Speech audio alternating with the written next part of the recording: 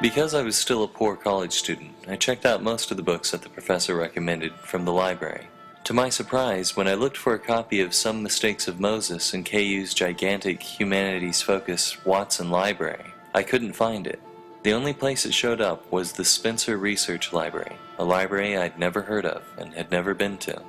When I arrived at Spencer Library, it was, unlike Watson, completely empty of visitors other than myself. At the end of a long vacant lobby, a woman sat at a desk to receive visitors. After having me fill out a card with the catalog number of Some Mistakes of Moses, she told me to have a seat in the reading room and that the librarian would bring it to me. After about 5 minutes, a tall, kindly man in his 60s arrived with my book and gently set it down on the reading stand in front of me. To my surprise, the book looked ancient. As I turned its brittle pages, I realized why I had had to come to the Spencer Research Library to read it. The book had been published in 1898, over 100 years ago. Robert Greene Ingersoll was born in 1833 and died in 1899. He was a talented American orator whose speeches were attended and exuberantly appreciated by literary giants such as Walt Whitman and Mark Twain. His speeches were an influential catalyst for the Golden Age of Free Thought, which lasted from 1856 until the early 1900s. Despite his cognitive and linguistic assets as a leader, his radical views against religion and slavery and for the rights of women effectively prevented him from holding a public office higher than Attorney General. As I opened the book and began reading, I was overwhelmed and surprised by its positive and ambitious aspirations.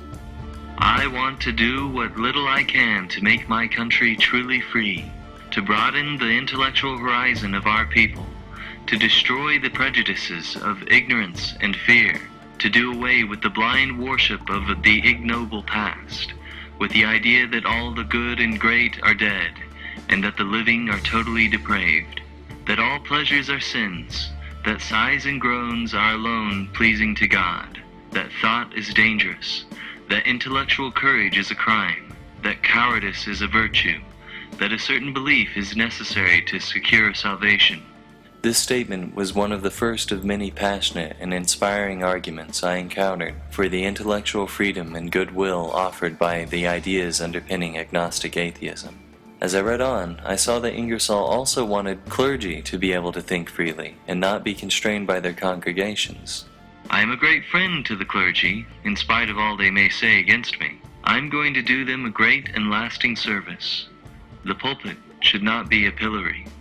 Much of the book contained intuitive observations about the absurdities in the Bible that often go unquestioned and unaddressed by Christians.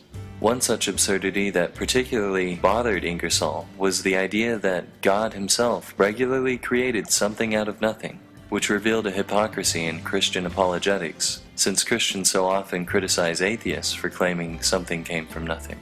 Another passionate criticism Ingersoll had of Christian culture was the idea that a single belief would be the difference between a person's salvation or damnation.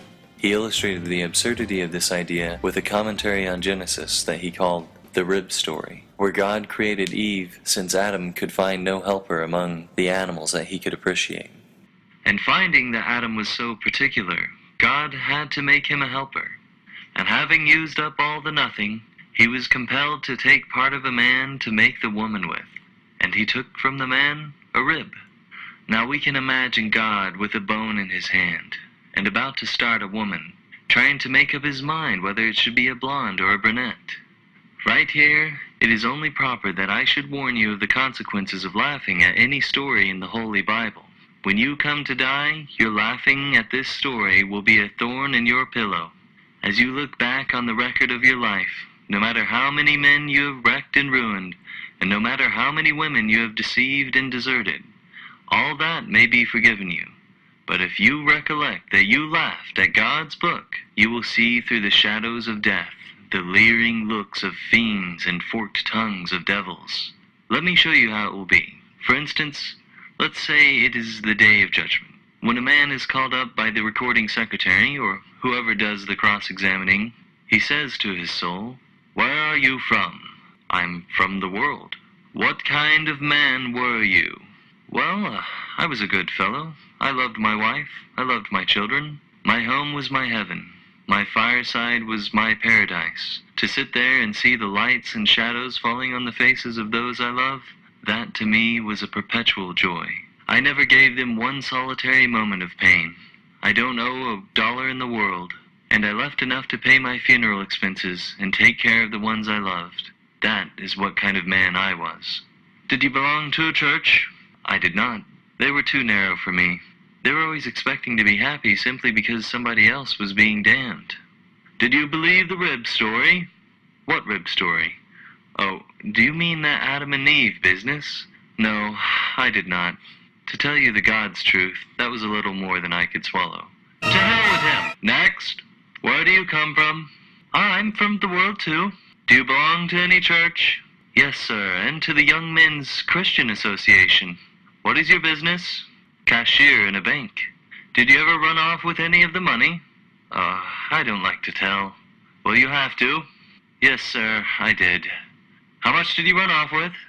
$100,000. Did you take anything else with you? Yes, sir, I took my neighbor's wife. Did you have a wife and children of your own? Yes, sir. And you deserted them? Oh, yes, but such was my confidence in God that I believed He would take care of them. Have you heard from them since? No, sir. Did you believe the rib story? Ah, bless your soul, yes, I believed it all, sir. I often used to be sorry that there were no harder stories to believe in the Bible, so that I could show what my faith could do. You believed it, did you? Yes, with all my heart.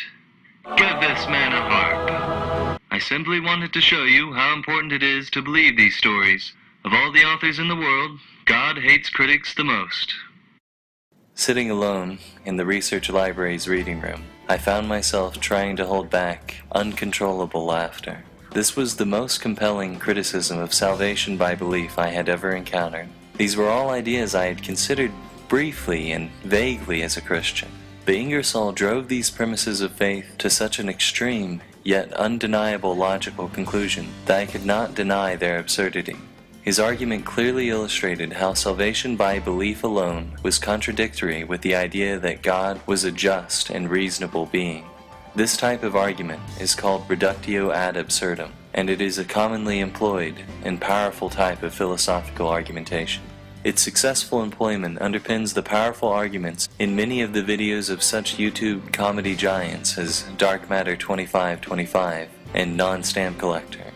One of the keys to making it philosophically valid is that one must present their opponent's arguments realistically and precisely before showing why they are absurd. Failing to represent an opponent's position accurately and fairly before criticizing it produces a straw man and a subsequent appeal to ridicule. Ingersoll was the first atheist I personally had encountered who employed reductio ad absurdum correctly. On the other hand, I was starting to realize that my own closed-mindedness as a Christian had kept me from fully considering arguments like the one Ingersoll was presenting. Now that I no longer filtered my thoughts and perceptions, I was finding that I could think sharper and faster. My mind was changing, and I was starting to mature and improve my thinking in a practical way that I hadn't even realized I was missing out on before losing my faith. As I handed Some Mistakes of Moses back to the librarian, he said, "That is a very important book. Too many people have forgotten about it." My next book was Who Wrote the New Testament by Burton Mack, which I was able to find by myself at Watson Library. One thing that surprised me while searching for the book was just how many academic books there were analyzing the Bible and criticizing the traditional Christian perspective of it. Mack's most compelling insight for me was that today's Orthodox Christianity was just one of the many Jesus movements that existed in early Christianity. The only reason Christians believe what they do today was because the other Jesus movements had been suppressed by the now Orthodox Christianity as heretics. One can imagine a similar occurrence in a hypothetical future America where Mormonism has become the Orthodox version of Christianity and Baptists and Pentecostals are referred to as the heretics of the past. The next book on my list was by someone considered a modern Christian heretic, the Anglican bishop John Shelby Spong of the Diocese of Newark.